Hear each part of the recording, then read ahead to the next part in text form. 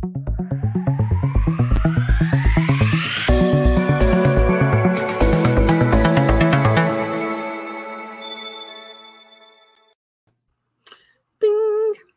Hello, and welcome to Sci-trek on our first birthday. Stormy, Yay! we're 1 year old, mate. We're walking, we're talking, we're saying inappropriate words occasionally. Stormy. Yes. Yes. But Yes. So, this is your sci-fi TV and movie channel, as always, and as always, I am joined by Stormy Bear. Hello, everybody. How you doing? Have you got me cake? I'm doing well. The cake was lovely. The cake was lovely. I've got cake, but that's right. Got cake behind me. There you go. We have cake. But we're here just to celebrate our birthday with all events. Ellie is one of the people that I should go on the list of people I want to thank because they've always been with us on the channel. I've had comments off them for, I don't know if it's a he or she. I don't think I've ever asked. But this is one of those people that's always been with us from the beginning. That just goes to prove we're not woke as shit. We're just not woke at all. Them have been with us. A little bit. But yeah, we're here to celebrate the 1 year of Sci-trek. So 1 year. Do you remember that when we had that conversation when we thought we should talk about Star Trek sometimes? That Ellie's a guy. He's a guy. He's a or he. is it Eli? Is it Ellie or Eli? Eli, maybe. I should start asking, particularly the subscribers that have been with us a long time, I should probably ask them things. But being British, I don't really ask people stuff. I don't think I've ever asked anything personal about you, Stormy, like ever. Like, I know what you do for a living. Right. Other than that, and you've got a girlfriend. Yeah. And there's a grandbaby on the other side of the door. So if you hear screaming, that's what that is. Cute. So, and you go grandbaby. Yeah, and I do know a few personal things about you, to be fair. A few little things we talk about. But yeah, as an English person, I don't generally ask. It's not that I don't care. Well, ask away. What do you want to know that I might be able to answer on live stream? How big's your now? Able to. Well, it depends on, because I know more. Eli is in French, man. So I know more about what you like from a TV point of view. Mm-hmm. But okay, if you're going to go on holiday tomorrow, anywhere in the world, where would you go? Antarctica. Oh, that's a good one. I want to see holiday, or is that just trying to survive? Huh? Is that a holiday, or are you just trying to survive? No, that's a holiday. Who the hell wouldn't want to go to Antarctica? Go punch a penguin. Punch a penguin? No, I would not punch a penguin. Emperor penguins are quite large. They're like, almost a meter high. You know you're thinking about punching a penguin now, don't you? I wonder if it would fall over and bounce back like a weeble. Oh my God. Back in the 60s, they had those blow-up things, and one up, like a clown or whatever you could punch. Yeah, and all weeble. Weebles wobble, but they don't fall down. Oh my God, that comes back later. Yes, weebles. I remember weebles. I think a penguin would be like a weeble. They had these things as like a blow-up doll. It was just this big on long thing it had like a really heavy base, like sand in this inflatable doll. It was about a yard tall, and you could punch it and it'd come back. But typically they were clowns, but they also had a version that was a penguin. And you could do it with a real penguin in Antarctica. Yeah, my list of places in the world. I've been lucky enough to go all over the world. But my list of places I love Norway. Norway is the most beautiful place I've ever been. I actually genuinely think God was doing Belgium and France. It was a bit flat and boring, and Holland, a bit flat and boring. And then he got up to like Norway area and he went, screw it, and just went crazy. And he was just so bored. Isn't it like a chapter out of Hitchhiker's Guide to the Galaxy? No. Maybe that's where I got it from. But it's just the most. One award for fjords. Yeah. Oh, yeah. Exactly. Yes, you reminded me. Actually, yes, it is, isn't it? But it's just the most beautiful place on the planet. It's absolutely beautiful. But actually, literally, the places I love are all cold places, and the places I hate are like Saudi Arabia, Malaysia, I'd love to go in there, but actually being there, it's so hot and so sticky, and the humidity in Malaysia and places like that, and that's part of the world just killed me. But I was working at the time as well, which probably, if I get to go on holiday to Thailand now, I'd probably love it. But at the time I was working, so it was a bit like, I hate being here. I've just sweat for 3 weeks. I hate it. But yeah, I love the cold. I'm not a big fan of the heat. Well, McMurdo Station in Antarctica would probably be on your go-to list, but it's not as pretty, and it's just probably, I don't know. You're not actually allowed to go there on holiday, are you? Oh yeah, you can take tours. Yeah, you can get there's I forget the name of the tours, but it's through National Geographic. You can take a cruise. Now it's a research ship, but you can take a cruise to Antarctica. No way. Okay. You're right. Cost out the ass, which is why I haven't done it yet. But yeah, what's the chances of dying? Of like hitting something you shouldn't or something? Well, not during tourist season. There's not much a chance of dying unless you do something stupid, like, I don't know, punch a penguin. And then they all get riled up, all 40,000 of them in the colony, and come put your ass down because they're revenge penguins. Nut you to death. You can go to the Falklands. The penguins are only little at the Falklands. You could take them out. That would be more like kick a penguin. No, you're not going to stoop down to punch a penguin there. You'd have to kick it, like when you kick a baby. By the way, I have been drinking a little bit. That's not cold. Which is why we're never going to make it to our second anniversary. Alcoholism, rude behavior. Yeah, this channel is 100% only minutes away from getting banned at any one point. You keep still having me on. I don't understand. You're not the biggest problem. Well, you are a problem sometimes. Only when you get riled up. My sense of humor is the risk. Well, if we get banned, it'll be because I say something that I think is very funny. And everyone else goes, and I'll be in trouble. What did he say this time? What did he say? Right.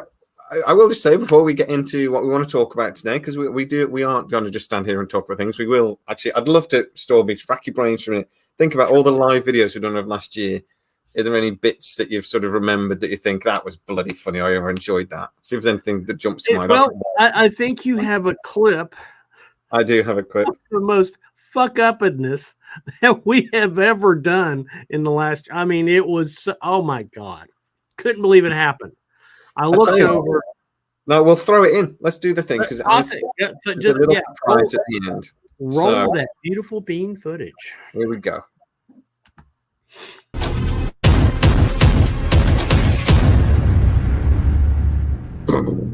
And welcome to Sci-trek, your sci-fi TV and movie channel. That's my little intro. I like doing that. Wait. Okay. Star Trek, Stargate, Star Wars, Babylon 5, This is my first ever video. Galactica, the Predator movies, RoboCop, So young. every other sci-fi or fantasy movie ever made. Well, this is the TV and movie channel just for you. Shaved. This is Sci-trek. So, basically, how do we know that the Federation wasn't being run by down the throat Get into the monstery comments. things? Which Star Trek episode am I talking about? Also, this Someone tell really me. showed you see Picard's face when he is blasting these things with the phaser. It's not very Federation-y. It's not very sort of, oh, let's go and explore. Oh, let's respect all life. It is a, gross, kill. What episode? My third ever intro video. I made this.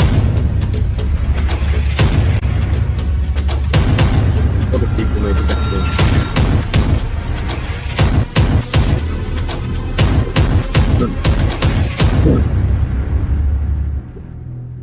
And welcome to Sci-trek, your sci-fi TV and movie channel. That's my little intro. I like doing that. And today I am, as always, on a Sunday, because it's Super Sci-Fi Sunday, joined by the resident American himself, Stormy Bear. How are you, Stormy? Well, I'm not drunk. It's 4th of July weekend. It's a miracle. I am here at the moment to do a very impromptu last-minute live video because I made a mistake. And I need to apologise to you. I think I actually need to apologise to Brad Wright, which is really embarrassing. Yeah, So- but actually messaged me and told me off. Here we Basically, go. I wanted to like dress up a dear little God. bit. I'm Here it wearing my Star Wars t-shirt, Very nice. but I wanted to represent the Trek side. So I thought I'd do some trill markings on myself.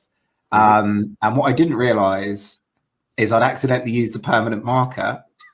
So I now have some very nice trill markings. Evening with my resident American. I'm pointing the wrong way. I'm here. Resident American. Hi guys, and welcome to Sci-trek on Sci-trek Sunday. A very warm, a little bit sweaty Sunday here in the UK. But I'm talking to my normal American friends over here. Not one, but two Americans. Dear God, save me now. Did we lose Spence? Yeah, basically, I mean, Storm. Oh, good afternoon, and welcome to Sci-trek, your sci-fi TV movie channel. And we are... I'm not... Oh, that's a bit of a bad sound there, guys. The Sci-trek, your sci-fi TV movie channel. And we are... I'm not... Oh, that's a bit of a bad sound there, guys. 1 second. Jesus, wept. And then when we started getting started, You got all fancy. yeah, but the people that what we're doing.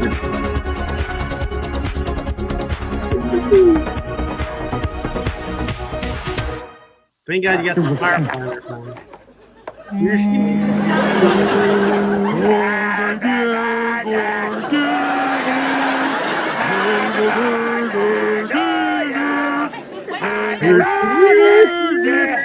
It's a mistake. Today is not my birthday.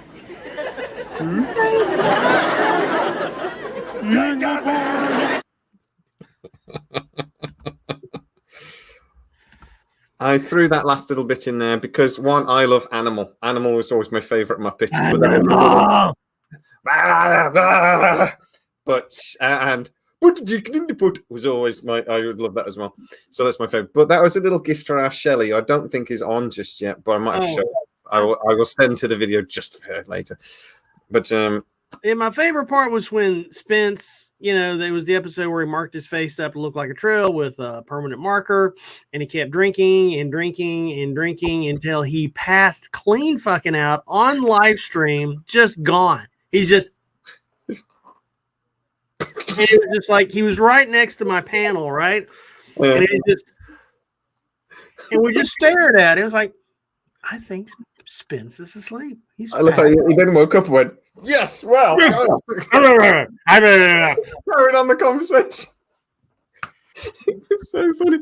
I remember a bit later, I didn't put it in, but a bit later, me and you were talking, and we sort of realized that his head was over here, sort of thing. He was like, "Shh." Didn't he fall out of the chair? He fell over.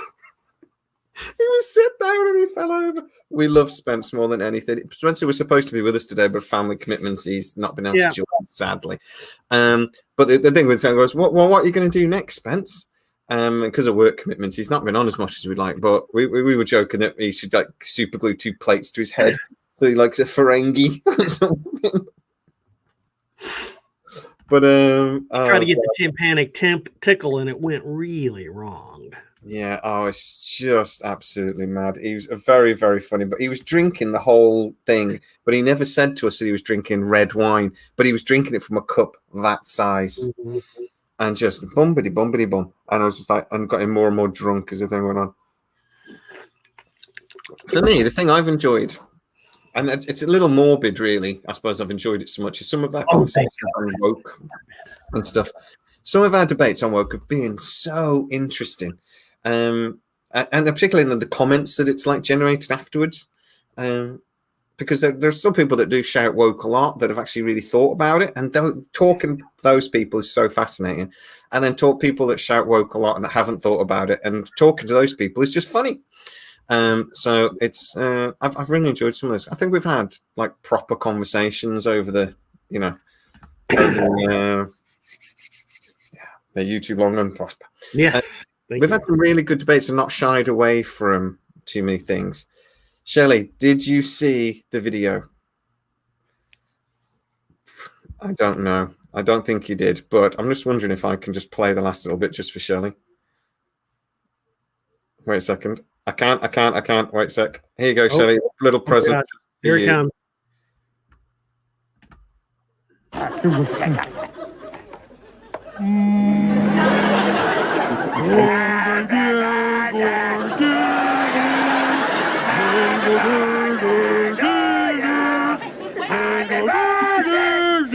There must be some mistake. Today is not my birthday.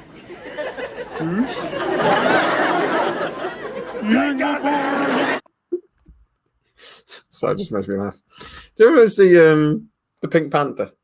And he goes up to a hotel bar, and there's a dog there. He goes, "Does your dog bite?" And the guy goes, "No, my dog does not bite." So he leans down and goes to like stroke him, and the dog goes, "I thought you said your dog does not bite." Is that not my dog? I don't know why that just reminds me of that. That is your gift, Shelley, who does our Facebook page, and got our Facebook page from like about 200 people, joined to like 1,300 now. So thank you so much, Shelley, for all your hard work on that.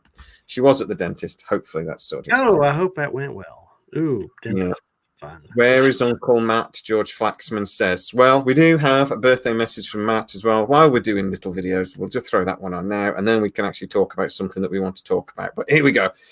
Uncle Matt has been playing with his editing software, and he learned how to do something that I have now seen about 9 videos with him doing it in. You'll see what I mean. He does it a lot now.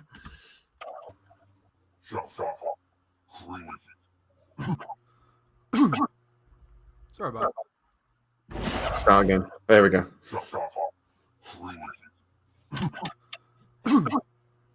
Sorry about that. 1 year. That's how long this channel has been going. It is the first birthday of the channel. Happy birthday to Sci-trek. Sorry I can't be here to celebrate with you. I am currently on holiday, but happy birthday. All the best. I want his t-shirt. See, he's just rubbing it in. The only reason he did that is just to rub it in that he's on vacation and we are not. I'm on holiday. I know where he's on holiday. You might not do that. Yeah. He's got a nice week for it. It's been lovely here in the UK. How hot is it there in California? Just out of interest. Okay, so it's not as hot as usual in Mojave. It was rained like shit. But right now it's going today. It's like I'm trying to convert to Celsius in my head, and I'm failing. High today will be 98 Fahrenheit. That's like 1,000,000 degrees centigrade. We've been like 22, 23 degrees centigrade. I don't know what that is in Fahrenheit either. Sorry, I'll have a look. My phone decided that Fahrenheit is for foreigners, and it won't tell me. So, but it's going to get hot next week. 31, 32. Next week. Let's see what kind of. Actually, it's. I think, where it's at least in Southern California when it's we've had above 40 degrees centigrade. I think we're out of that phase now because we're looking at 35 centigrade for the next week. Still, it's miserable, but it's better than 40 plus. Yeah, we did 40 for one day, and we all nearly died. All of us collectively, we just melted in a puddle outside. Yeah, I wouldn't do that. It's miserable. I don't want to know. I mean, my electric bill is going to be like $500. I think it's just God. My electric bill didn't change because we haven't got any air con. Oh well, kill me now.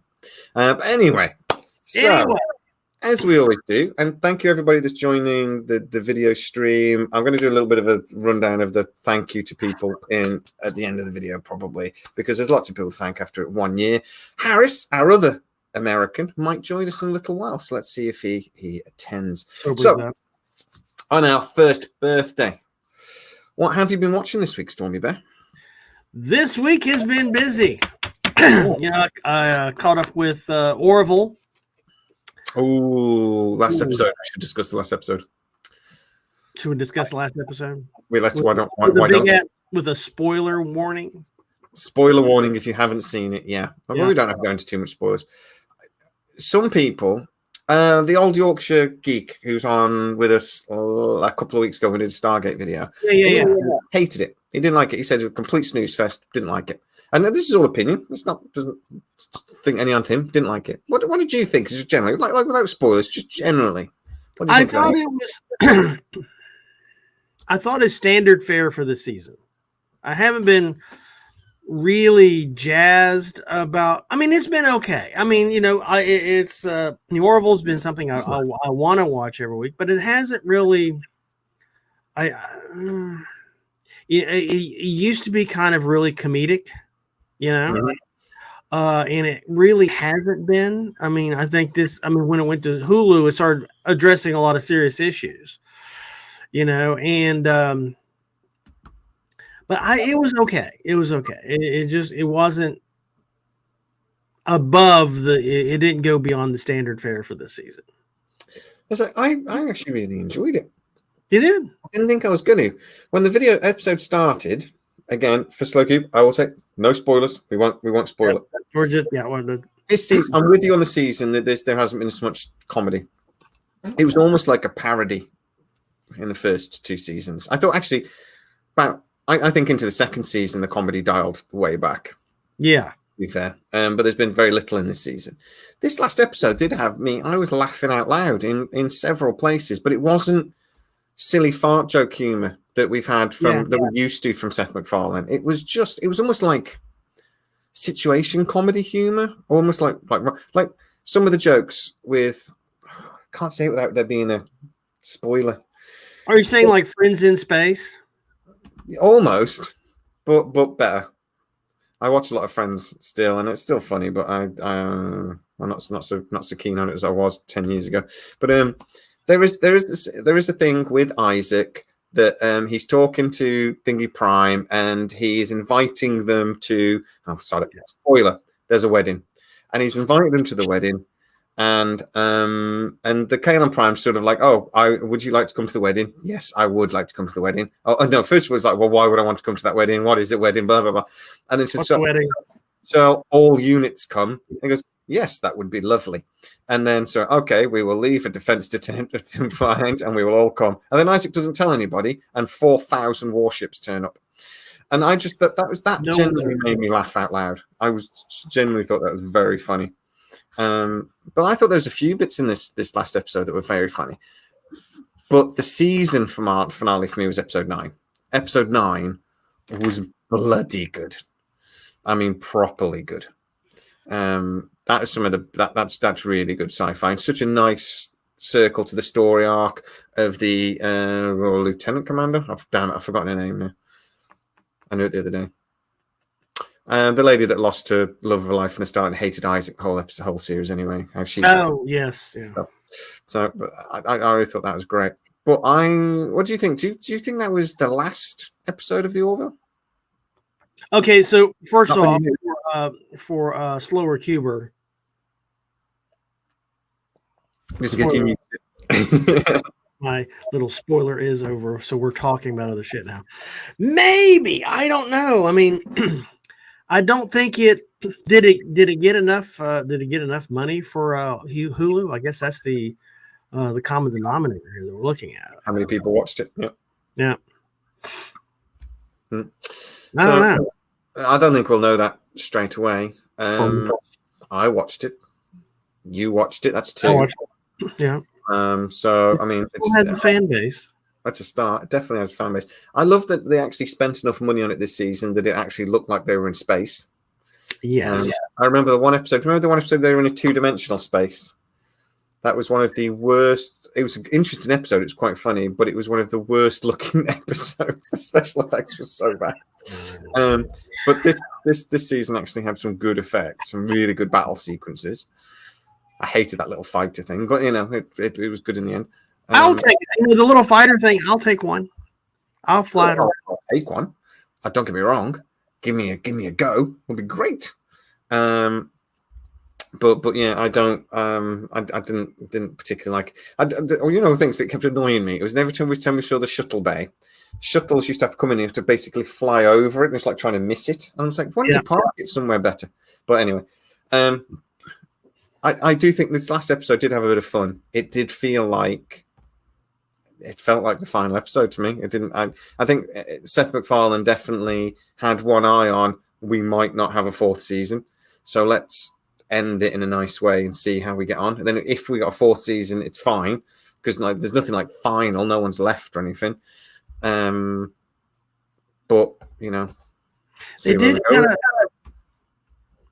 They did kind of finalize thing. The only thing, and it may have been a bathroom break, but the only thing I recall that really wasn't wrapped up was his daughter.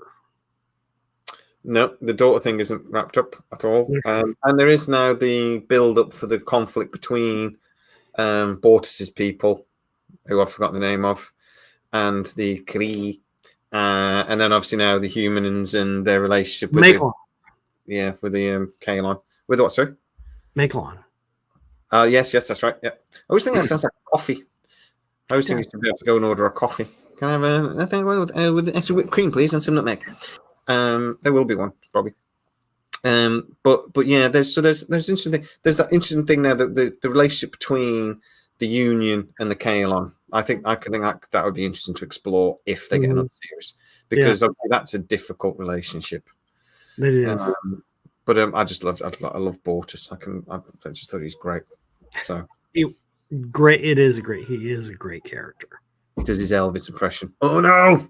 Spoiler. Damn it. He always remind me, like, you know, if I'm sorry, there's a grandchild screaming. I hope you can't hear it. You know, it was like it was just played really sincerely to the heart, and the character had a heart, especially all the conflict with the child between him and his husband. I thought that was it was just a really good character and well acted, I thought. Actually, that storyline was the most interesting to me than all the other conflicts that was in the show. That whole bit at the first of this episode did make me cringe a little bit. Okay, we won't spoil it for you, but it did make me cringe. But I just love it when he's just like when he was singing and stuff, and then he just stops and you may go now. Just cracks me up. I know people like that. No, I really, really enjoyed that. I thought it was great. I rewatched episode 9 of Strange New Worlds because after the passing of Nichelle Nichols, I thought the Strange New Worlds episode, I think it's 9. It's the penultimate episode, isn't it? With the I think what you described it perfectly. It was like aliens meets yes, something else meets something else. But yeah, but those little egg things. That's really a good Uhura episode, I thought. So I thought I'll watch that again. I put a Nichelle Nichols video on and I said the only Uhura. And most people went, yeah, R.I.P. Uhura, Nichelle Nichols, what a legend, you know, stood up against racial hatred back in the day, you know. Martin Luther King Jr. had to actually talk her into staying on the show. And that's what most of the comments. One guy went, isn't that a bit insulting? And I went, to who? Go to the other actresses, to Zoe Sanagan and the lady that does it in Strange New Worlds. Saldana and right, yeah. I really don't think they're going to be bothered about me saying that the original is the only, you know. They always praised her, you know, and celebrated her and her achievement because, you know, they've clearly said, at least Saldana said, you know, if it wasn't for her, there'd be a lot less black people in leading roles in film today. Yeah, you know? Exactly. And great singer. Yeah. Andrew, you've missed everything. Andrew, you've missed everything. Yeah, come on. Stormy did a strip. I did a strip. It was amazing. I'm still not wearing pants now. Fair enough. It's 90-something degrees over there. If you are wearing pants, I'd be really... I'm amazed that you're wearing a roll neck jumper. How are you alive in that t-shirt? I was in my pants at one point when it got up to 40 degrees. Other things I watched was the last episode, the latest episode, I should say, For All Mankind. Mm-hmm. This is on Apple Plus. Really excellent show. If you guys haven't seen it, it's kind of like the life of NASA if the Soviets were the first to the moon. and it's a really, really great drama. It's produced by the same guy that was the showrunner for Deep Space Nine and Battlestar Galactica remake, Ronald Moore. Yeah. It's just an incredible show. I'm still keeping up with the like an episode a week of Resident Evil. Jay hates it. I think he's getting ready to vomit right now, but I kind of like it. It's okay. I don't like it enough to vomit on it. That's reserved for very other small projects. But Okay. I don't want to hurt myself. I don't like zombie stuff. I never have done. I never liked Walking Dead. You didn't? You see, I'm getting ready to dive back into. I lost track of Walking Dead when I moved from Oregon to California. I just always think, I suppose, that the zombie apocalypse would be the easiest apocalypse to sort.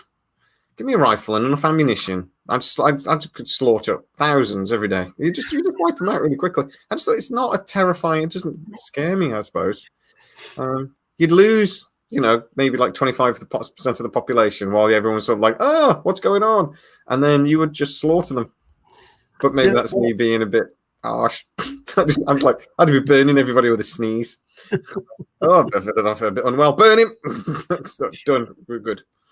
Still going through my rewatch of Deep Space Nine. I'm about 5 episodes away of the final one. They're getting ready to go to the fire caves. Ooh. And Kai Wynn has yet to figure out that the guy she's fucking is Gul Dukat. Oh my God, woman. The Space Karen, I swear to God, Space Karen cannot get her shit sorted to save her life.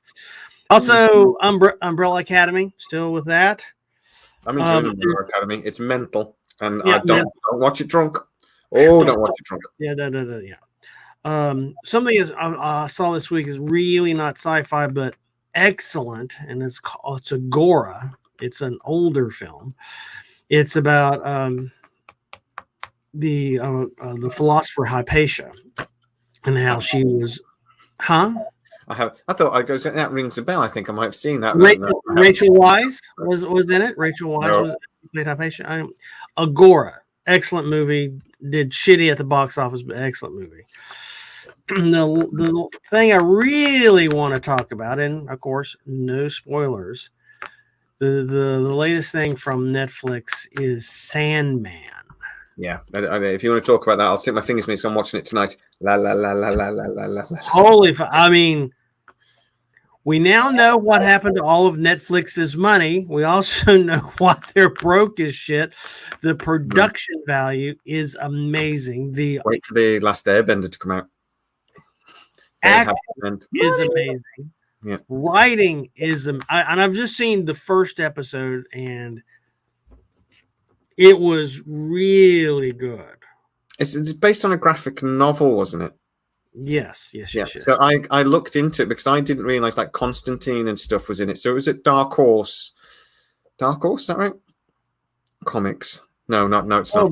I'm mixing two comic books up. Sorry, one second. Different Constantine. Yeah, I didn't realize it was a Sandman. But I didn't realize that it was like Constantine and stuff. I know it's now like Jennifer Constantine or something. Right. I mean, it's probably Neil Gaiman's probably his best, at least from my perspective, his best work. It's just, I remember reading it when it first came out as a graphic novel, and I was just blown away. I mean, it was Vertigo Comics. Yeah, Vertigo. Yeah. And Sandman is just, God almighty, do I have copies here? I have the entire series someplace bound, but it is excellent. And those people that were poo-pooing on it, like, oh, it's not going to be as good as the comics. This is one of those rare instances where the story is actually really comes to life in the in the stream. I mean, it is phenomenal. Go watch those projects that I think streaming services. I've just recorded a video that I'm going to put up Thursday about films or projects that have been stuck in like development hell that would be much better if they don't do a film and they do a streaming service series instead, because they want to do like a Knight Rider movie. And I'm like, no, forget it. It'll be rubbish. do a series, A-Team and all these other projects, but the Dark Tower is one. They did a movie. It wasn't very good, because they tried to cram too much in. Streaming, reasonable budget, 2 or 3 series, and I think the Sandman, from what I've learned about, I'd never heard of it when you said months ago. Really? Oh, they're developing this. This is amazing. It's one of those graphic novels that never really got big over here, so I never read it when I was a kid. I'd never heard of Constantine until Keanu Reeves' movie came out.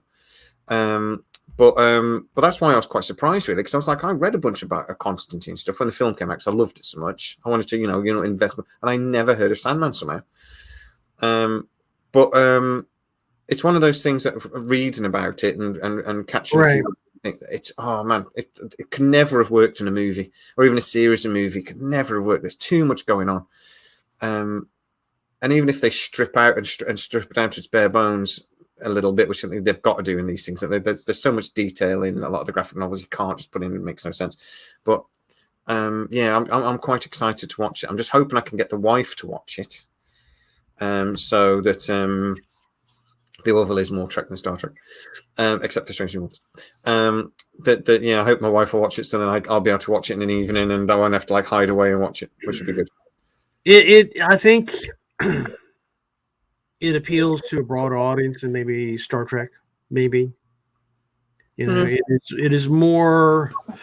It's more sorcery than science, I guess. I mean, the main character, this is really not a spoiler.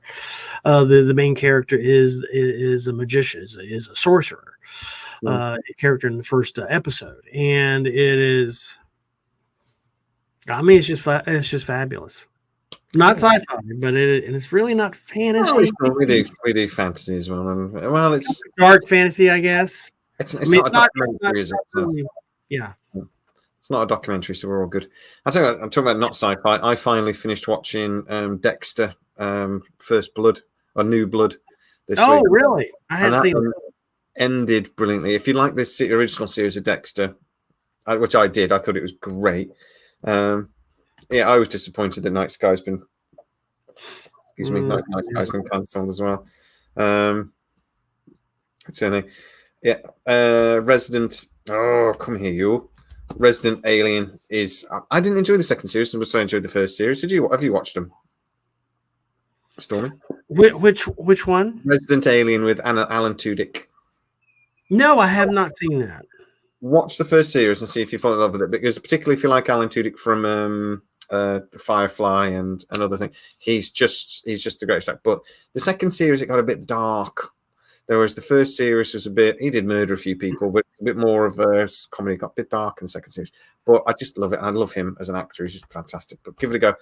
I don't know what it's on in America. It was on, I think it might be on HBO over there. Probably. It was on Sky over here, Sky Atlantic. If anything's on Sky Atlantic in the UK, it's normally HBO, because I think they've got a deal, because we haven't got HBO Max over here, so everything goes on Sky instead. But I tell you what, Paramount Plus's viewing figures have come out.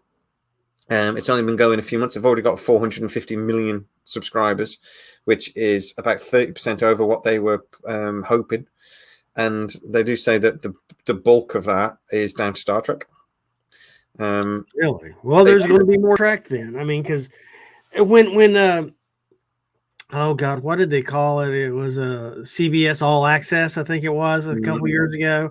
I mean, it was, it grew fast, but not fast enough according to their budget. Then it became Paramount Plus, and they got other storylines, other dramas, and plus all everything else that was in the CBS and the Paramount catalog. It seemed like they threw up there. It seemed like they finally got traction. But they've gone into new markets for Paramount Plus, because obviously we've only had Paramount Plus here for a few months, so that will have pushed their growth figures as well.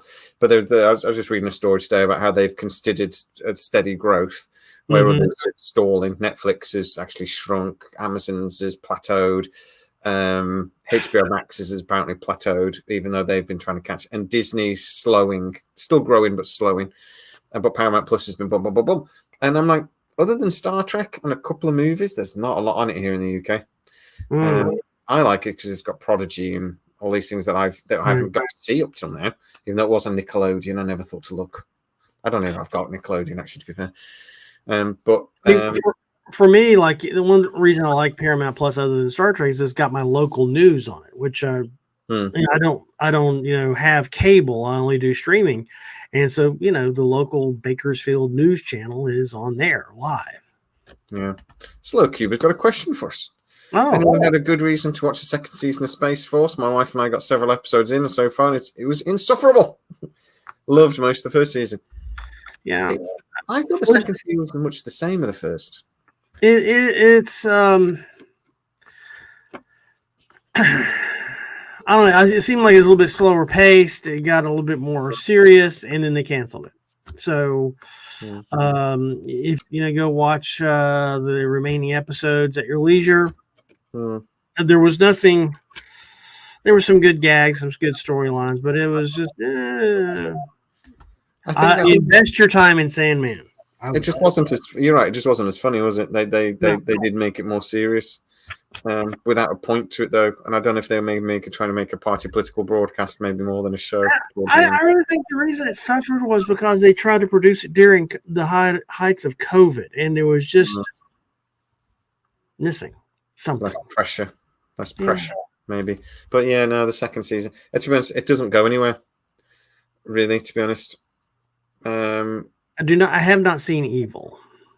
I've seen it advertised, but I haven't watched it yet. I've not seen it in. I'm going to see Sandman today. Nice one, Aliens in Space. He's the chap that he joined us on the live stream, Aliens in Space. He was the chap with all the toys. He's got a wall just full of toys. It was amazing. Welcome. God, I wish my wife would let me. I'm going to get him on a live stream at some point. He's got his own YouTube channel. Does some interesting videos.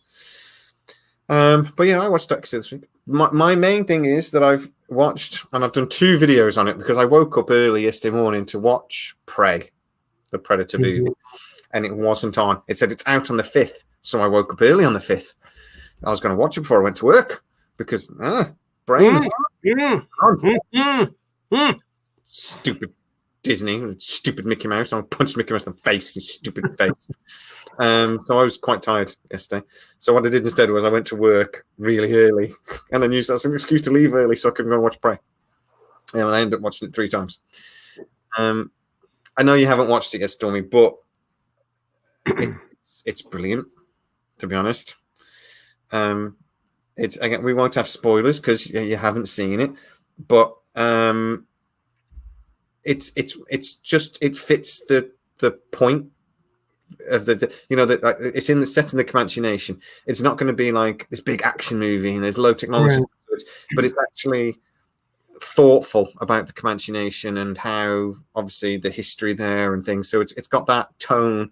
So it's a little slow in places, but it's slow on purpose and to a point. But somebody said to me, 7 minutes of action at the end, and a 90-pound girl beats up the Predator, and I'm like, that's not the film at all. You didn't watch it. I was genuinely like, oh my god, the Predator's gonna kill her. Oh, and it's like I was genuinely like on the edge of my seat at times in this movie. It really builds the tension really well. Can I just say that Joan of Arc was not a big person? Joan of Arc was a slight woman, as she was described, and kicked a lot of ass. I'm just saying. I just want to throw that historical anecdote out.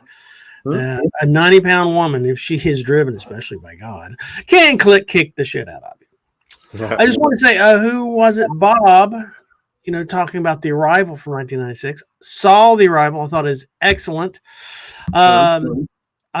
Shit, man. On Sci-Works, I shot a lot of video at the radio telescope that Charlie Sheen's character worked at. It's in it's right up the road from my house in Mojave, and it's called the Owens Valley Radio Observatory. I did some UFO videos there, some Carl Sagan stuff, and it's an excellent location. If I'm talking about space shit, excellent location. Drive out in the desert and set up a telescope in the background. Awesome. I love The Arrival. I thought it was a good show. And the movie, the second Arrival, but the first one with Charlie Sheen, it was really, really good. Some guy replied to me on your video yesterday. It was woke about blah blah blah. What a douche! Douche is a good word. I like douche. Yeah, I had a few that all the comments people about slagging it off were saying that £90 girl, £90 girl, £90 girl, and I just can't get my head around it because the whole point that Arnie was a massive muscle bound thing, and his muscles and his soldiering skills didn't matter. They were completely irrelevant, and he was very lucky to have survived as long as he did. And the other muscle bound warriors that were with him died. Yeah, exactly. And the thing was, it's like, yeah, I'm just using Bodicea as a prime example. But yeah, funny people claim this woke and forgetting film like that. But in this movie, again, without no spoilers, because that would be boring and stupid. But they've done this film very cleverly in that she's not a threat. And they make the point very clearly that she's not a threat. So in the original, Duke is lucky to have survived till the end. He could have been killed. He could have been the first one they killed because the Predator wasn't. He didn't save Arnie till the end because he was the leader. He wouldn't have known. He's just lucky, really. So he survived long enough to learn how to fight him, and then he was lucky to get covered in mud and survive. Yeah. In this one, it's that the Predator doesn't consider her to be a threat. That's the point. That's how, and she's watching and she's learning how to defeat him. And then in the end, she kicks his ass. And then other people are going on about how weird the Predator looks. And the whole point is, it's supposed to look like. I mean, for one, read the lore, read the books, read the comics, read all the the material. The whole point is that the Predator is supposed to be evolving, and he's like genetically modifying himself and stuff. But also, actually, the design is actually based on some of the artwork that was done by the original creator. The first person to actually model the Predator, and it was one of the designs he did as different Predators look. So it was actually based in canon anyway, the feral Predator, whatever. But it's supposed to be like a Predator 300 years ago. That's the point. Annoyed me. I got a question concerning the canon in the film Aliens versus Predator, or Alien versus Predator. Wasn't there maybe it's Lance Henriksen that said this line or something about the origins of Predator on Earth started with them battling alien. They had this whole thing where they go to Earth to battle the alien. The first AVP, with the pyramids and everything. Right. And so then the Predator race discovered, well, these little humans, they're good prey too. And isn't that how they picked up on Earth? It was just a random planet that they could battle somebody else on. And they said, well, the inhabitants here, they'll be good enough. According to the AGP, yeah. Was that? I mean, I may have that wrong, but was that part of the canon? It is canon, unfortunately, but I mean, it is forgotten about a little bit in this movie because the technology that's supposed to be set hundreds of years even before Prey. And obviously, Prey has been very careful to try to create a Predator that looks like it's 200 or 300 years before the Arnie Predator, whereas didn't. So I didn't bother. I think the whole thing about the Predator evolving really came through in Predators, and then the Predator is when that whole idea that the Predators slowly, every time it fights a new prey, it learns and adapts and gets bigger or gets stronger or changes its things and everything. But very Herogen-esque. Well, for me, Predators is the second best of all the Predator movies. Before Prey came out, Prey for me is just it's a worthy film. It's the one film that hasn't got Predator in its title, but it's the one that actually deserves to. And I did a video yesterday talking about how annoyed I am that it didn't get to the cinema. This has gone straight to streaming, and I'm just like, I would have loved to have seen this film at the cinema. It's a real shame. But Soldier was really good. It was, I think it was one of the films that holds the record for the least dialogue. Yeah, and Kurt Russell got like 900 words. Yeah, I mean, he got like his contract. If you break it down for a number of words, he said was like $90,000 per word, or some crazy thing like that. Yeah.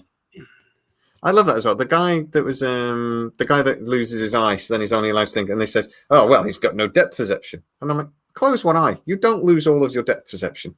I suppose you do lose some at depth, but distance." But I was thinking, thank you, Andrew. But yeah, I loved. It's a great love story with explosions. That's Slower Cuber, man. He is on it today. With explosions. Isn't that the mark of a great movie? It is a great love story with explosions. I base all of my loves on. My wife will go, "Oh, do you want to watch this film? How many people blow up?" And she's just like, "Nobody." It's a thing. Is Hugh Grant in it? No. I don't really want to watch it. I think that's a good point. Aliens in Space has made is Prey is unpredictable. The whole time you go, he's dead, and then he doesn't. Oh, well, he's definitely dead, and then they don't, and then go, they'll be okay, and then they all die. It's like, will you make up your mind? It's brilliantly directed, really, really, really well done. And I have a little bit of news on Prey. I'm just wondering if I should tell you or should I hold it? No, I'm going to hold it. I'm going to do a video. I do know a little bit of fun information that somebody's told me. That's not shocking, really, to be fair, but I'll save it for its own video. It's our first birthday. We just need to focus on that today. Come on. But no, Prey was excellent. What have I saw this week? I don't think I watched anything else this week. I finished my old job and I start a new job on Monday. So finally, good. Yeah. And it's so I've been sort of focused on that. I've been wrapping all that up. So even though you can tell I've done quite a lot of videos this week because I don't think I've done a full day's work all week. I keep going like 2 o'clock and like, oh no, nobody cares what I'm doing. So I just no one cares. Nobody even knows I'm here. I'll just go. Nobody cares. My manager was just like, what have you done today? And I got that thing done for you. Oh, thanks. What else did you do? I went home after that. She went, okay. Thanks for that. Thanks for that. What are you going to do? You're going to tell me off? I go on Friday. So yeah, that was good. But no, it's interesting. But I just wonder where you feel though about people that are angry about films like Prey and then Lord of the Rings project and all these things like this. If they go into this, I could tell by a lot of the comments that I had that they'd gone into it deciding this is stupid. 90-pound girl cannot defeat this. I'm not going to like it. And I think that the whole new thing is with Lord of the Rings is people going to like that. Because do you think that actually affects? Everybody goes into with preconceptions, don't they, with a new project? Yeah.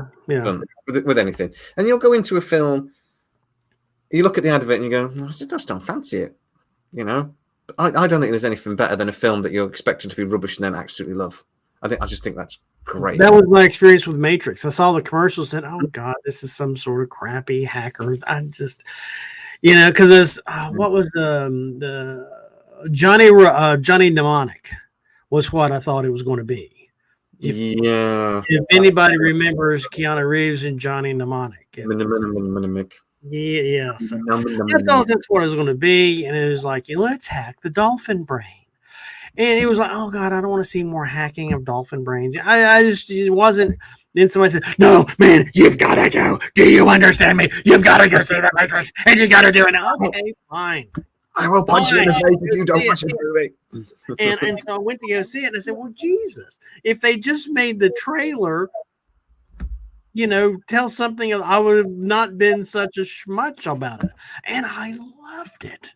It wasn't what I thought it was, which is what it was advertised to be. Oh, yeah. I remember to, when that was with Dolphins and Seaquest, remind me about that. I know. Right. There's a big thing about them remaking movies. Again, slower. What slower needs to? Well, with the worst Dolphins and Seaquest DSV. Yeah, that's bad. They're going to remake Seaquest. It's coming back. Yeah, they're going to reboot it. Apparently, it's in very early development. This might be a little bit of a exclusive. Dun, dun, dun. I should get it. Disney have got hold of the rights, and they are potentially wanting to develop a Seaquest DSV thing. I think the rights were held by. Was it Universal? It was Universal and the Spielberg. Yes, that's correct. Yes. But Spielberg owned it basically and created it. So it might have been Amblin that owned it, but Disney have. Oh, no, they haven't bought the rights, but they've bought rights to produce. So, but it looks like we're going to get Seaquest DSV, and if we get the first series of Seaquest DSV, I would be very happy. If we get everything else of DSV, then I'm not so happy, and I don't want to watch it. Apparently, it's on Peacock at the moment. I forget who owns Peacock. It's not here. It's not in the UK. Will new Seaquest have a narration over the end credits? Yes, why not? C Lab 2021. That was brilliant. I love that. But yeah, that's one of the things I would like. I will be very happy if Seaquest DSV, if that gets off the ground. It's one of those things. They pick up these things a lot, don't they? And probably about 1 in 3 actually gets made. Yeah. But yeah, if it gets off, I'd be happy with that. I used to love these. I love how like they had the hull was grown and it got sick. That was a proper Star Trek episode, and then the hull actually started to deteriorate. But the first series was great with Roy Schneider in. It went down. Roy Schneider. And I love. Who was I talking about Roy Schneider a couple of days ago? Jaws and everything.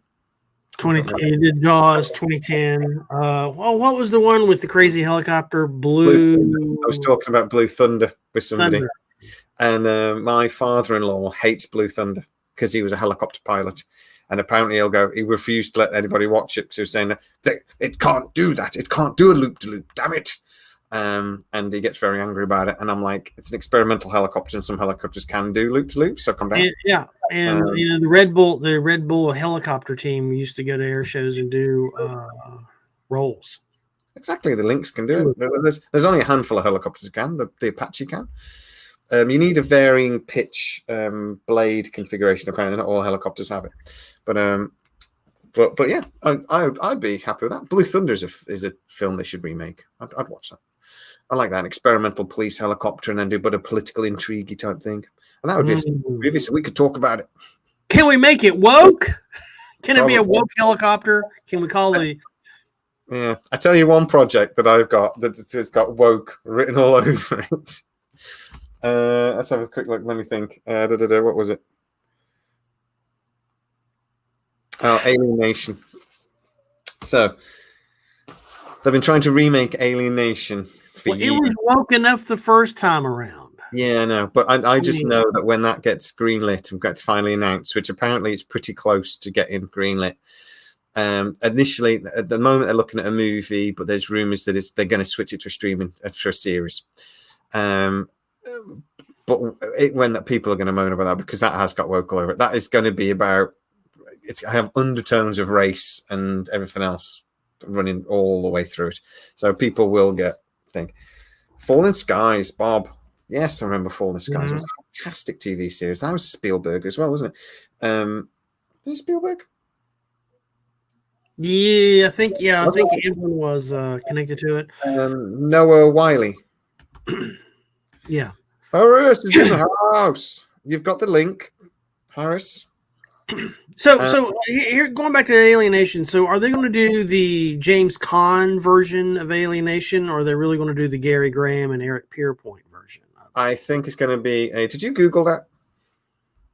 Well, I knew Eric Pierpoint was in it because I saw something he was also in this last week. Oh my God, Harris is with us, but his webcam isn't working. But we'll. Yeah, we can't see him. Mate. It's a W. Oh, hold up. But the two themes of the movie versus the series, the themes are a little bit different. I really do think that the TV show was more woke. Then, hello, Harris. How are you? Oh my God, he finally made it. I know, a little late, but I had to come support. Happy birthday! Yeah, thank you, sir. Thank you, sir. Are you wearing one of my T-shirts? I sure am. Good man. Look at you. You got to support where we can, you know? I'm not even wearing that t-shirt. That looks good in the white. I'm happy with that. Yeah, man. You can get that on sci-trek.com. Long t-shirt one. Well done. Get it. SGA, SGU, SG1, right? Yeah, fuck yeah. That is the team to go for. I've sold more of the SGU. I don't know what's wrong with you people. Anyway, sorry, Storby. We're talking about Alienation. It'll be a hard reboot, to be honest with you. So it'll be. Oh, so Harris, do you ever remember watching Alienation back in the day? There was a movie, James Caan. There was a TV series that lasted one season, and then there was a bunch of TV movies. But we're talking about like late 80s, early 90s. Yes, mid 80s. Go back and watch the movie. The film District 9 was basically virtually a direct remake. Yeah, it's very closely inspired.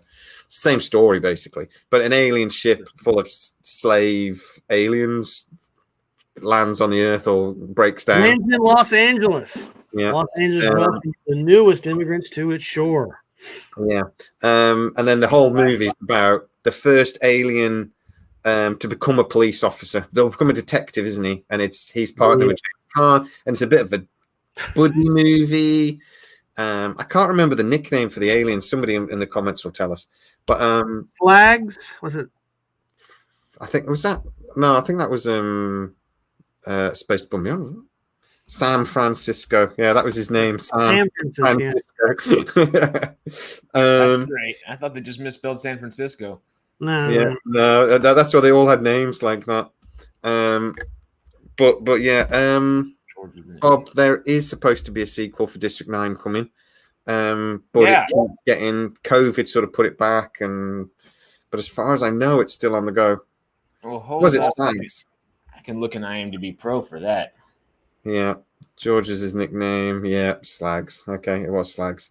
But that means something very different here in the UK. A slag is a fun girl. It's not the sort of girl you'd want to meet your mother. We'll put it that way. But yeah, that's it's just a brilliant. I'd love it, but it has got woke written all over it for me. If somebody comes in and makes that with an agenda, which sometimes happens, it could be awful. But if they make it like a proper sci-fi series, it could be great. It was one of my favorites back then, and I love the series. Who was the guy from the TV show? Eric Pierpoint. Eric Pierpoint. Yeah, I loved him, and he's one of those actors that appeared in so many series over the years, but he was brilliant in that. So, fingers crossed that happens. That would be great. And Gary, and Eric Pierpoint and Gary Graham both were in Star Trek Enterprise. Everybody was in Star Trek Enterprise. Oh, of course, he was a Vulcan. Yeah, he was a Vulcan ambassador. Yeah, of course he was. And Eric Pierpoint, he was hunting some sort of fairy thing on a dark rogue planet. As you do. Yeah. I mean, that's like every other Sunday for me. Mm-hmm. And before we go live. I have been waiting for you, Harris. Yeah? I'm waiting for you. Because I don't have enough bandanas in my life. And no. Got to get the hair under control somehow. We were talking about the A-Team earlier, and that's what that reminds me. But anyway, I couldn't wear a bandana. This is control you? Yeah. Well, if I put a bandana on immediately, my wife would just immediately come in and whip it off my head and say, "Stop it." What? But we did have a bit of Star Wars news this week. Yeah? Oh, there now look who's showing off. There we go. Your competitor now? Huh? Isn't this your competitor now? Oh yeah, but it's just only hat I had on my desk. Because I wore this to a SpaceX interview, and that didn't go anywhere. They probably thought you were maybe taking the piss. Well, you should have worn that to your other interview, and maybe I don't know. My other interview was like by text and a phone call. It was just bizarre. They read my LinkedIn and it was like, "Oh yeah, we need him." It was the craziest shit ever. That's some 2022 stuff right there. Yeah, it's just it's Zoom call real quick. Yeah, please come work for us. Absolutely I've ever had unexpected. But yeah, I'd go, please give me the job. And my brother's an engineer, and there aren't enough engineers in the UK. It's a massive shortage. So he goes to interviews and goes, so why should I work for you? And that's how he goes on interviews now. And they just beg him, please come work for us. And he's just like, well, why should I? Where's your cafeteria? What's it like? Are there Taco Tuesdays? Is there Taco Tuesday? Spaghetti Thursdays. This is important. What do we have? Fish and chips on a Friday? Dress down Fridays?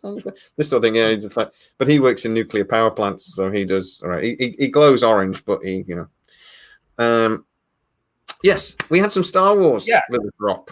So the trailer for Andor dropped. Oh yeah, that was this week.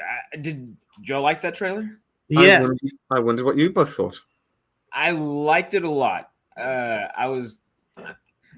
The only hesitancy I have with Andor, I think it's going to be great, is just the lack of aliens. I feel like we're in Star Wars and it's just people again. And that, I feel like if this is the beginning of the Rebel Alliance, we should feel as many aliens as possible, see as many aliens as possible. Because that's where the Rebels really were, because the humans were the Empire, and they were kind of nationalistic in that kind of sense, where there was human pride and human stormtroopers, yada yada. We need just a few more aliens, but it looks fantastic. Everything else, the only other thing is it looks like they're holding AK-47s. Are those glass? Yeah, that was kind of unsettling, but it's like, okay, it looked great, and I love both the Gilroys and the entire cast. So I've got high hopes for it. I was looking at the ships like crazy. It's that was what I was looking at in the background, all the different ships, and I was very impressed because I was just like, oh, that so fits between the two, And I imagine that scene where we see a Star Destroyer come over the first time, and everyone's sort of like, oh shit, it's going to be a bad day here in Andor. Yeah, but I imagine it's supposed to be the first time anyone has seen one, and that's why everyone's sort of like, oh crap. Probably one of those flashbacks, because it looked like there was a flashback of clone troopers as well walking into a town, which is hopefully they bring him back a little bit. Well, that's where it's going to sit, isn't it? It's like it sits where in a period where we're going to see a bit of both, aren't we? From the first three, and then the Clone Wars going through to New Hope, and it sits 5 years before New Hope, I believe. Roughly, so, somewhere, I'm not real sure. I think we might get some flashbacks further in the past as well. I'm not positive by any means, but have y'all watched Bad Batch, the other animated series? Yeah. Yes. So it seems like they're going to do clone rebellions at some point, like not clone rebellions, but I guess little clone civil war within the Empire. Maybe we get to see a little live action parts of that with Andor. I don't know. That'd be cool. I'm hoping that might just be kind of tossing a line out there, but I hope it hooks. Let's be honest, like that the hardcore fans would go crazy if they blended between the animated universe. Because when they started doing these animated things, Bad Batch, and then in the Clone Wars first of all, I think they did it as a kids cartoon, didn't they? But then they suddenly realized everyone's watching this, and Bad Batch was not a kids cartoon. None of them are kids. That was cartoons. a full bore. That was just like we mean this. This is serious. Sort of thing. It's so. I mean, in the first season of Clone Wars is the most childlike, but there's still decapitations every episode. People losing arms and just like it's Star Wars happens in this world. It's great. It's not I feel like a lot of that translated from Dave Filoni. Y'all know Dave Filoni? Mm-hmm. He's kind of like George's protege, I guess. But he almost directed not the whole first season, but a good chunk of the first season of Avatar: The Last Airbender, which is also fantastic kids show, but not that much of a kids show at the same time. It's fantastic world building, and I don't know. I really enjoyed Last Airbender. It's so good. Yeah. I'm looking forward to the live action. Netflix have spent $15 million an episode on it, so it should be good. They also kicked out the creators of the show, though, the original show. So it could. I hope it doesn't Shyamalan. They were trying to force it to go a different direction, weren't they? And Netflix kept falling out with them apparently. So they got moved on quite early on in production. But But that's Star Wars, though. Yeah. I love the animated. I think they took a decision very early on with the animated series to say this has to be canon. So because a lot of the time you see the animated series like the Ewoks cartoon as well. It's not really canon. It was supposed to be a side thing for kids, and it was just a bit fun. But I think with those, with Bad Batch or whatever, they said no, this has to be canon. So what happens? You can draw it, but it happened then. Oh yeah, so it can sort of go across all the genres and everything. So yeah, I'd love to see that. I think that would be amazing if they sort of reference bits of that. Oh, that'd be great. Which they did, didn't they? Because we saw who was the dude with the 4 arms? I want to say Goku, but that's not right, is it? At the very end of the trailer, that one little alien shot we did get. No. I mean, sorry, from Clone Wars, and he was in the cartoon, and he was a general. Oh, General Grievous. Yeah. And then we actually saw him in. He actually went between the cartoons, and we saw him in everything, didn't we? Or am I making that up? We saw him in the movies, and we saw him animated, didn't we? Yeah, both of them. And obviously you got that chick with the I don't know Star Wars as well as you guys do. Sorry, but I got all the names. She was a Padawan, wasn't she? In Clone Wars. Yeah, and then we see her in later, didn't we? We saw her in Book of Boba Fett. And we saw her in Mandalorian series too, didn't we? She's fantastic. I can't remember her name either. Ahsoka. One of the best characters. What was her name again? Yeah, she is cool in that. The actress they got playing her is stunning as well. But I'm quite excited about that. I think it's an interesting story. Apparently, Series 1 is going to cover a year. In the run up to this is all running up to it'll blend into the start of Rogue Squadron, so that 4 year, and then Series 2 will cover the next 4 years running up to Rogue Squadron, which will obviously then go straight into New Hope. I think that's brilliant. We're going to see the rebellion. I think it's great. We get to see not just like a pocket of it grow, but we get to see the actual rebellion grow from inside the Senate. Well, I'm interested with the Senate. This is probably going to be a very political series, but I think that's going to help it just flesh out Star Wars, which is what the series are for. But to actually see what was like happening, I guess, in the mindsets of all these people that you get glimpses of, it just expands the world in a great way. Because all those worlds are still under a separate type of struggle, against the Emperor. And how that led up to how they were compromised. And there's 1,000 stories there. Really? And they got the money to do them too. Well, I think they are going to do them because Disney will bleed every last drop out of Star Wars. They're squeezing. But there are thousands of worlds, so stop picking going back to the Tatooine. Really, more Tatooine? Really? Yeah, let's have another series based on Tatooine, please, because that's what we need. I don't know, we don't.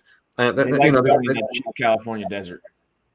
Yeah, that's it. Seems to be what it is. Because they've bought some land and we're like, we're going to film all of the Star Wars films here, and it's just like, no, let's go somewhere else. Skywalker Ranch. They could do so much.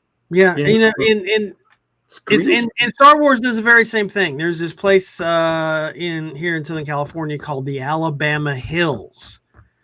I was watching Deep Space Nine, and then Cisco goes after the orb of the emissary, and it's like, dude, you can see the Owen Salt Flat right behind there. I've hiked through there. Yeah, that's the trail to. And it's like, oh my god, and there's like Joshua trees from here to yonder, and everybody, all of Hollywood seems to come out to Alabama Hills if they want some sort of desert scene.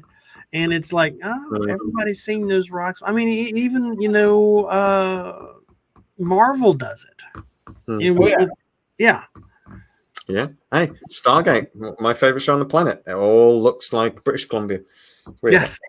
Amazing, isn't it? Redwoods, moss. Yeah. But no, I'm looking for that because I actually think this might be the first Star Wars story for a little while. I'm actually excited about. I can't wait for Mandalorian to return because I've fallen in love with that character.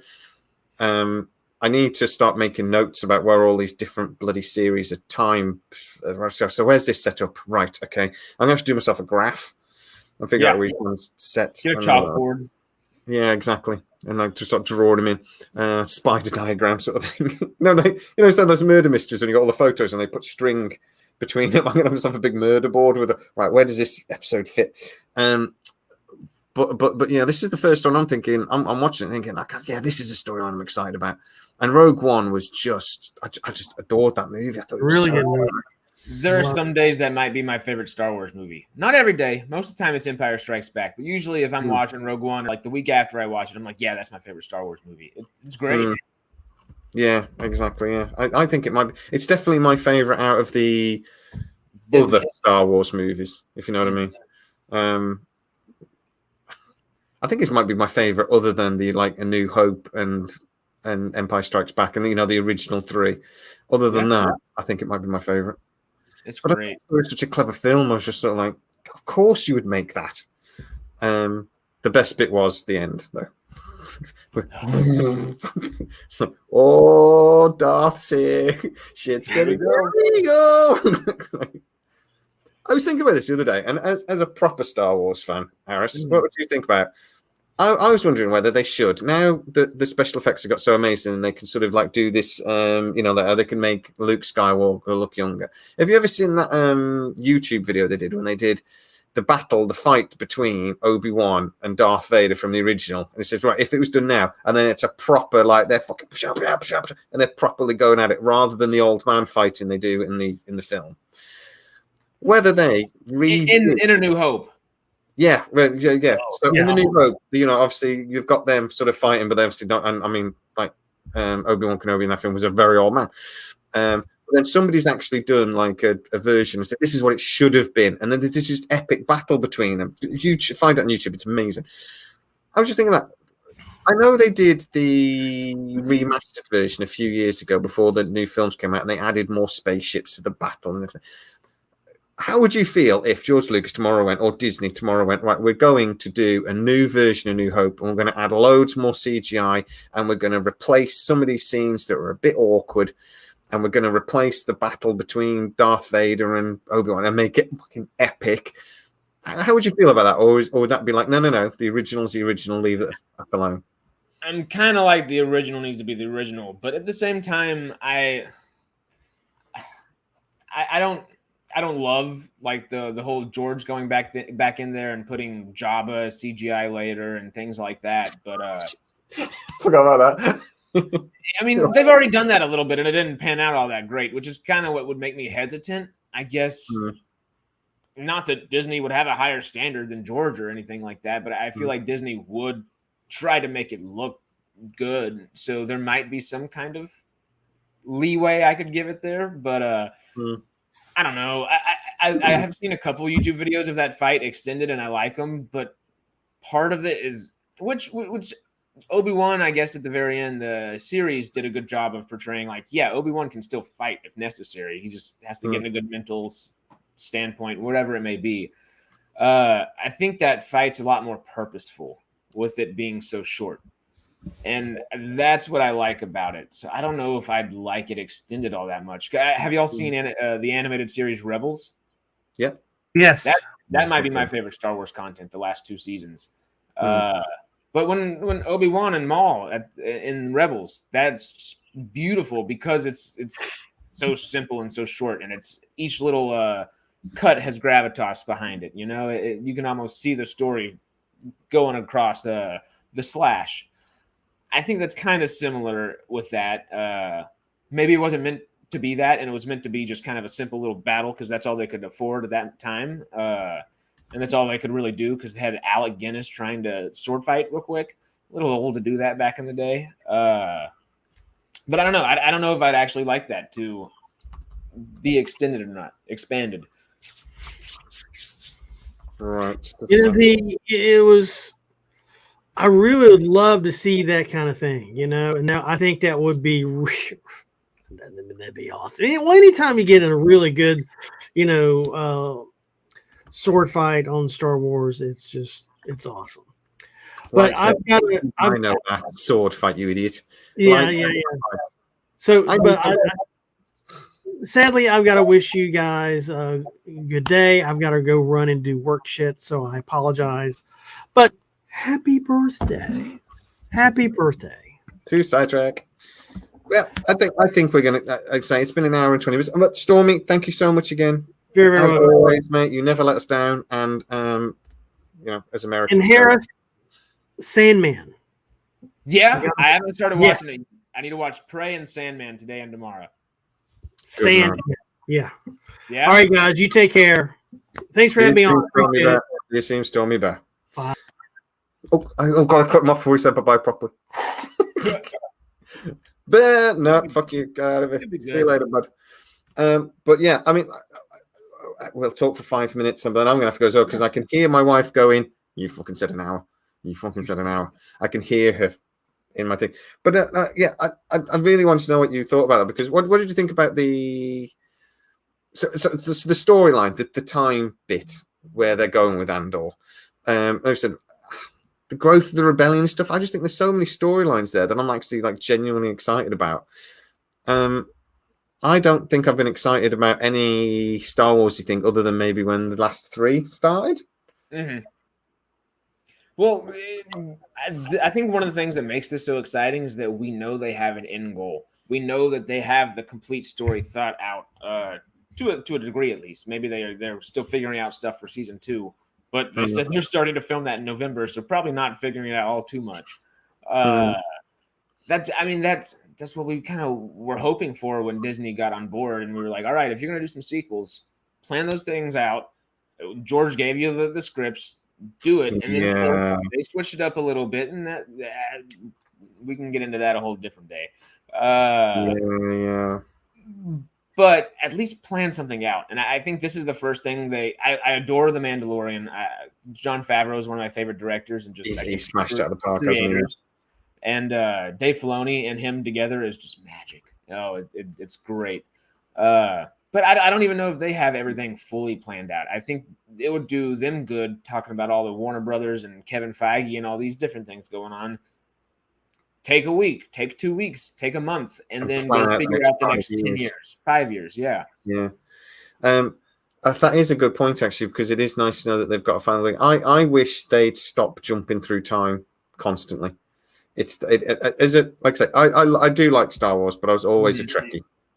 But I like Star Wars. I'm not obsessive.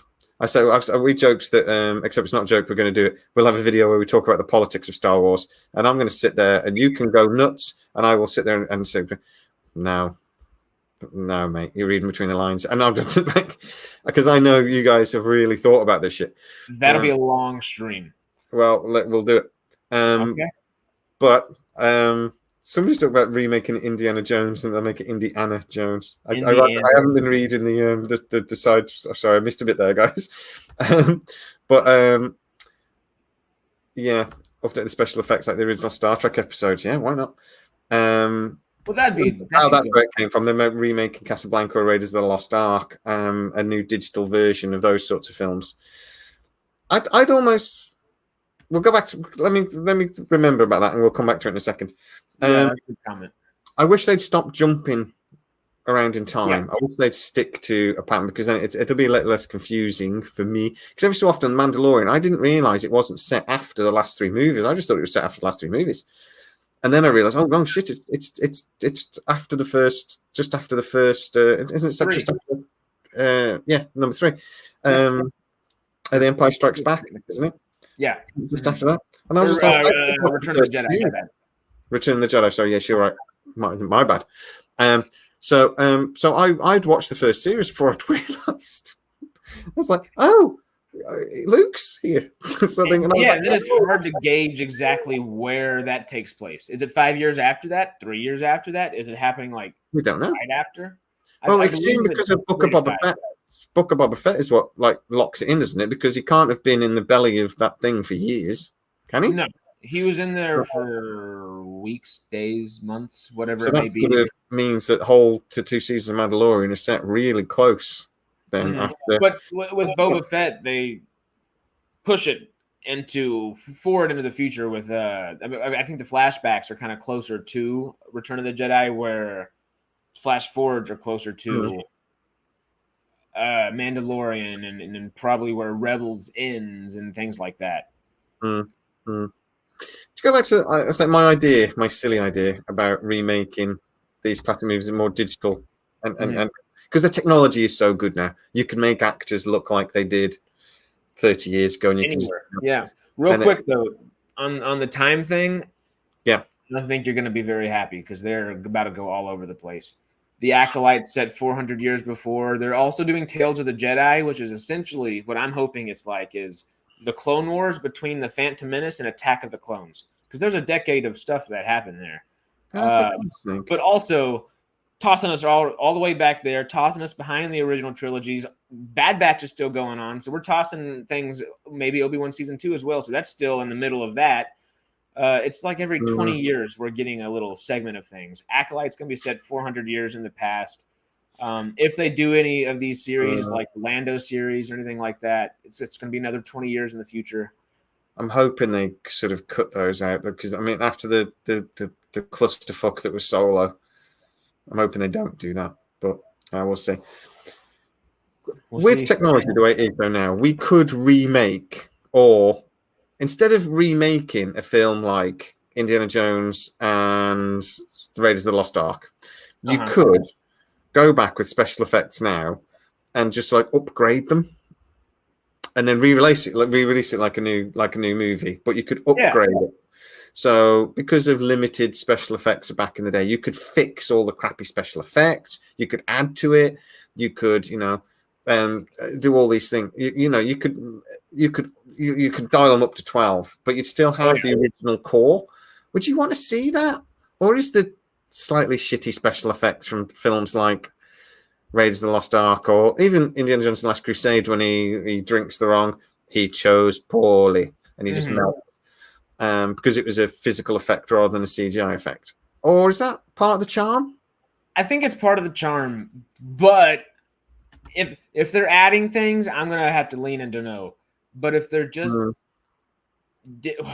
George was adding things and digitally retouching. If they're just digitally retouching with the technology we have now, I'm iffy, but I'm sure, because if we're still able to get the original version and they don't just toss that on Disney Plus or something like that afterwards and take that version off, then I think that would help me change my tune. I also love to see the original version put on Disney Plus at any point. Yeah, exactly. Yeah. They should bring it back. Yeah, they should, because it's just the modified version.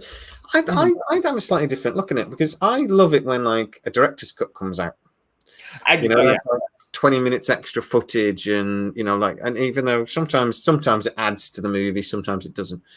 Sometimes you just get you enjoy the movie and think that's a really weird scene that you'd forgotten about, and it's like, because because it's the director's cut, but other times you're like, why didn't the director's cut? Why wasn't that the cinematic release? This makes so much more sense now. What was the editor thinking? So sometimes it can go a bit miss.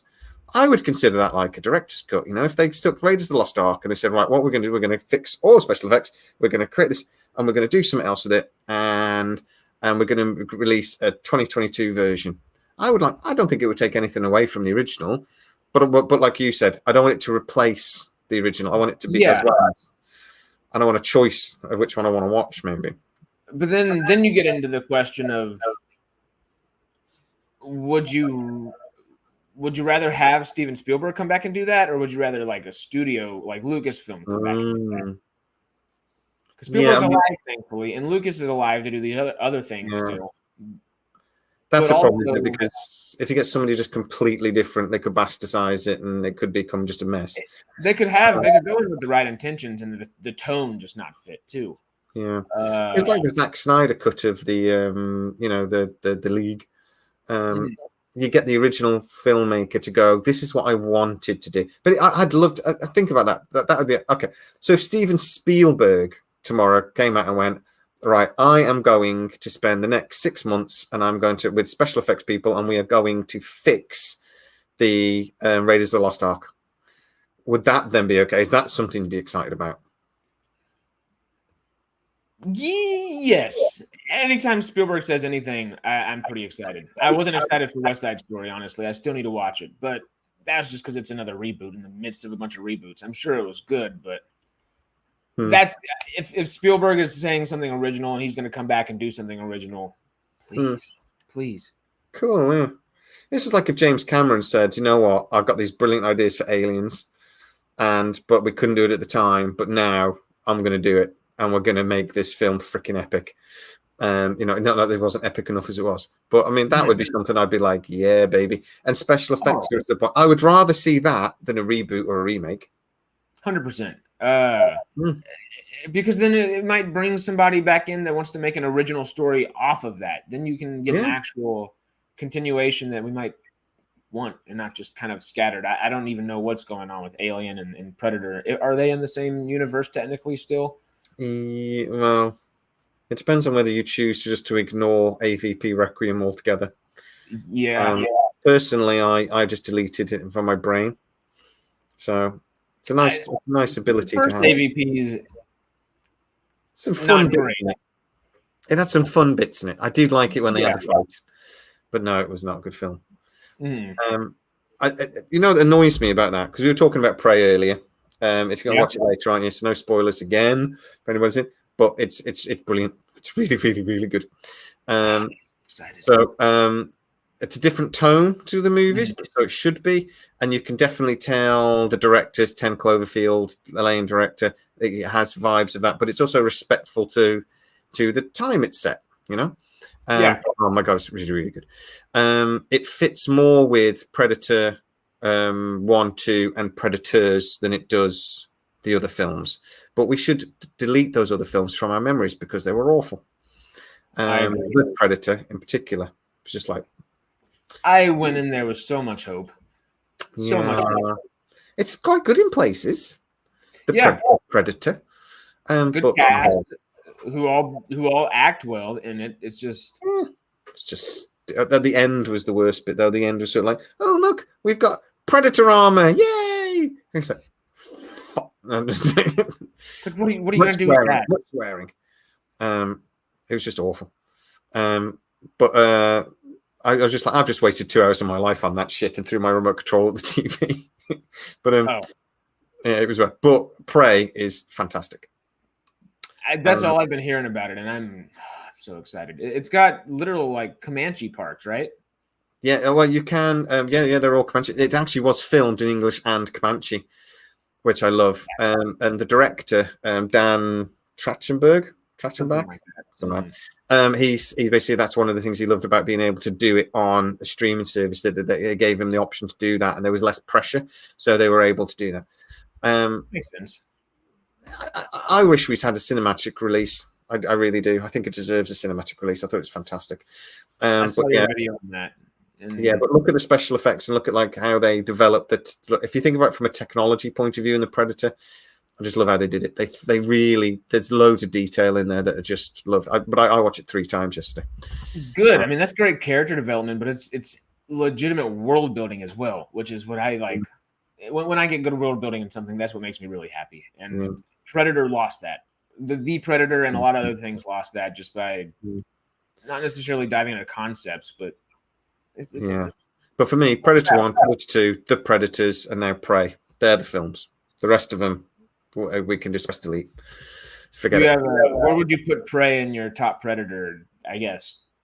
It's Mount Rushmore. Predators and Prey are pretty close for me. Okay. I think Prey just edges it because it's got a little bit more gravitas to it. It's got a little bit more weight to it. But Predators for me is the film that AVP should have been. AVP was always supposed to be that it was a nature. That was the original script, right? Yeah, nature reserve. Humans drop in. There's aliens. There's the Predator is all set it all up, and that was what AVP was supposed to be. And I just think it would have been epic. Throw aliens into that. Pull the dogs out of Predators and throw aliens in instead. Yeah. That film is epic. That would have been insane. The lost opportunity, the missed opportunity. There's a few good Predator. The new Twitter storm. We want cinematic releases. I tell you what, honestly, if we don't actually start getting annoyed about this soon, we're going to lose cinemas, and that's what scares me because I love the cinema, and I think it takes away from a movie when it doesn't have a cinematic release. It gets forgotten about too quick. I think the whole last 2 years, especially if you remember when like Black Widow was coming out, Tenet was coming out, all these films were just being released in theaters for the first time after what we hadn't had theaters for a year and a half. There were a lot of people online that were saying, I'm not going to go to the theater again. Just put it on streaming. I'd rather watch it in the comfort of my own home anyway. And just, I can't get behind that. It takes away from it. And my TV is quite big and I've got a nice sound system. It's not the cinema. No. I like that I can pause it and go for a piss, but you lose the experience. Yeah. Yeah, exactly. And I mean, it's going to the cinema is expensive enough. If people stop going, they'll put the prices up even more. And we can't do that. But no, I think we're going to have to start getting angry about this, or we're going to start losing them. And our kids will go, remember that time that you went to the cinema? And, it'll be something like nostalgic for them. And I'm like, yeah, it is a problem. And people are inherently lazy. If they get a chance to watch something on the TV at home, they just will. They won't go. I try to go as often as I can. I'm lucky that I live in LA in that matter, that I can just kind of hop in there. I went and saw Bodies yesterday, which is coming out. It's like it's advertised as a slasher film that's coming out next week. It's you just need to go sit in a movie theater every now and then. That silver screen is magic. It's the reason we're talking about the things we're talking about right now. I mean, sitting at home would not have brought that same experience, and it wouldn't have been as long lasting. Exactly. I feel like a lot of that is just kind of, we're in that, especially Americans over here, we just toss some content in front of our face and then toss some more once you're done. Toss some more right after that. Here's TikTok too, and I mean, it waters everything down. They're doing it. Everything becomes just the same if you do that too much. I'll tell you what, a good example of this, why we've got to protect our cinemas. During the COVID pandemic, obviously new films stopped going out, but my cinema was still open for a bit, and they just made it sit like 2 seats apart, sort of thing, in June bits. Then it closed again, then it opened again. But what they did was they showed a bunch of old classics, and we went to go watch Harry Potter, and that was nice to watch at the cinema again. But the thing that really sort of like went, wow, this is amazing. This is why the cinema is so amazing. Was we saw the original Jurassic Park at the cinema, and we were like, the special effects still stood up, and it was just, I was just like, I've seen this film probably about 15 times now, but this is like watching it again for the first time. And then I was so different. Yeah, it's just so much more impressive. I was grabbing hold of the manager on the way. I had to go, get Die Hard, get Predator, get the Predator. Yeah, bring us Predator back. That'd be great. God, man! But they showed Predator, but I couldn't go. But that's what cinemas should be doing as well. They should have a nostalgia night, and our cinema doesn't. But they should do. They should have like every week, like a Tuesday night or something. They'll go, right, we're just playing an old classic, Die Hard, Lethal Weapon, Predator. All these films that they haven't shown for 40. They showed the first Top Gun, and we were straight there before Maverick came out, and it was a full cinema. It was a full screening of Top Gun. That's so. Well, I don't mean to brag again, but old Los Angeles isn't perfect it's not perfect by any means. But we get to see a lot of movies all the time, and Tarantino's movie theater, the New Beverly. I believe it's on Sunset or Santa Monica, just West Hollywood, and he always has classics going. He picks a couple new things every now and then, and he'll put some new things that he likes out. But he always has classics going. A lot of them are, if it's his movie, he always can toss that up, or it's a movie he produced. But he has, I think, Butch Cassidy and the Sundance Kid always playing. There's a couple ones that he brings back like super frequently. It's amazing. There's a couple rooftop cinemas that do that kind of stuff out here, and it's nice. I believe there's a lake cinema showing oh my god, what is it? I think The Sandlot is this weekend, but next weekend it's not Jurassic Park, but they're doing something along those lines, and I'm heavily debating going. It's better to go see it on a large screen with good sound. It's just like you said, it's that completely different atmosphere, isn't it? And now in my cinema, my local cinema, they've got much better seats that recline, and we can, and you don't have to be close to people. It's great. So, because as an Englishman, again, if I can touch you, you're too damn close. I'm like, oh, so I like them. And Even though I do occasionally watch kids at the film, films that the kids want to see. What was it? I had to go and watch. I was snoring very heavily. Oh God, can't remember what it was. Super Pets. The kids wanted to watch it, and I'm like, okay, whatever. Lay back, like sprawled out. Brilliant, best nap I've had in ages. Yeah, it's dark, and who cares if it's loud and it has flashy things? If you fall asleep, it's great. Slept through it. It's an expensive nap. It's like 15 quid for a nap, but never mind. That's the only problem. I fell asleep in Vengeance the other day. It was just too late. I decided to go to the movie after the bar. Bad idea. Didn't pan out. Right. Okay. We are going to call it an evening, sir. Right. Well, for morning for you, but thank you so much for jumping on, Harris. It's really, really appreciated. And for purchasing a marvelous T-shirt from sci-trek.com, which everybody else do the same. Everybody, please do the same. I need the money. Come on. Again, it all helps me to convince the wife that this isn't a waste of my time. Jesus, the audience is tickling. So, and again, just thank you everybody that's helped us in the last 12 months.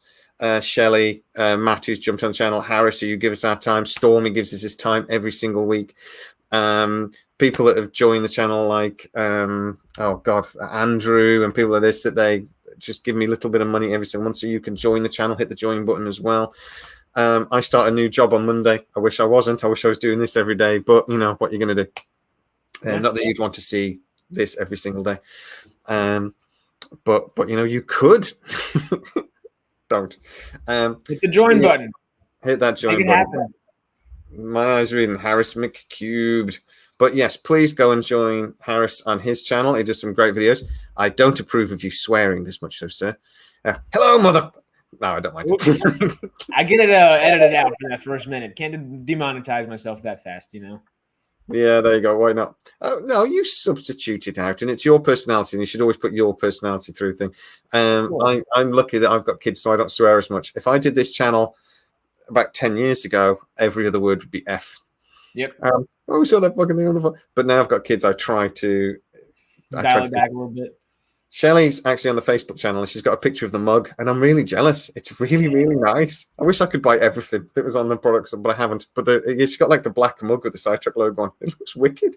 You can give yourself a 80% discount or something, right? There's no discounts on there, but what I did was instead, I just put the prices as absolutely rock bottom as possible, so I don't make much money on any of them really. I've been a bit of an idiot, really. You should find a way to discount yourself on there, so you can get a little bit of everything. Oh, I can get it for cost. But it's still quite expensive. So it's expensive enough that if I bought everything on there, I wouldn't make any money at all, which is not a good. Actually, I'd be in quite a massive thing. But there's also about 50 or 60 different products on there. There were a bunch. Yeah, you got a lot of good things on there. Yeah, well, it's a nice way you can do it because you can do the design and then just put the design on lots of different. So it's really easy to set it up on lots of different sorts of products. But then I have to go through and check that it's all come out all right, and it takes ages. But what I've done is that I don't have a discount code, but instead I've just put it absolute bare minimum prices. I make £2 or £3 every item that's sold. I don't make much. So please and know that you are helping the channel, but also I'm not fleecing you. So. Because the jumper's like for 50 quid. I'm not charging somebody 50 quid. That's just stupid. Yes. So yeah. No Sci-trek baby clothes yet? I love that. Do you want Sci-trek baby clothes? Do you want to do that? Do you do that to your baby? There is the baby up real quick. Y'all are gonna be great parents for Halloween. Yeah, I can do Sci-trek baby clothes. I didn't think anybody would want it, so I didn't. I can do almost everything. There's phones and all sorts you can do, but I can't do that. But anyway, that's badass. Happy birthday to me. So happy birthday. I'm losing my voice. I'm getting a sore throat.